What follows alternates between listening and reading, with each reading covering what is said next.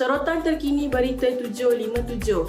Pemimpin veteran UMNO Tan Sri Muhammad Yusof Latif menggesa Ahli Bersatu kembali menyertai parti itu dengan menekankan keperluan penyatuan politik Melayu. Beliau berkata, kesepaduan bersatu dilihat semakin lemah susulan parti itu kini berdepan pergolakan dalaman termasuk pertikaian kepimpinan dan perpecahan.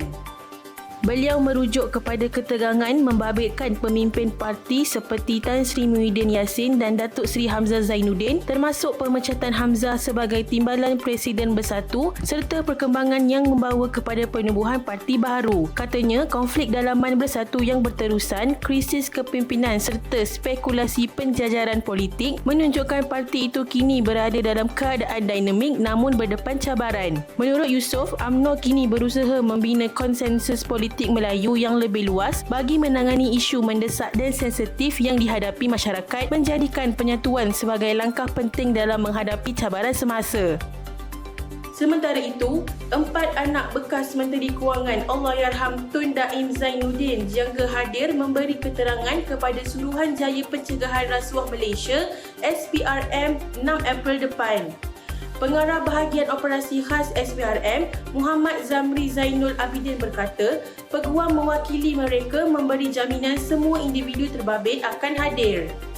Zamri berkata, kegagalan mana-mana individu untuk hadir seperti dijanjikan akan menyebabkan tindakan lanjut dipertimbangkan selaras dengan peruntukan undang-undang. Tambahnya, 4 individu berkenaan ialah Asnida, Mat Wiradhani, Muhammad Amir Zainuddin dan Muhammad Amin Zainuddin. Sebelum ini, SPRM dilaporkan mengeluarkan notis bagi mengesan keempat-empat mereka selepas gagal memberi maklum balas terhadap 2 notis rasmi berkaitan pengisytiharan aset.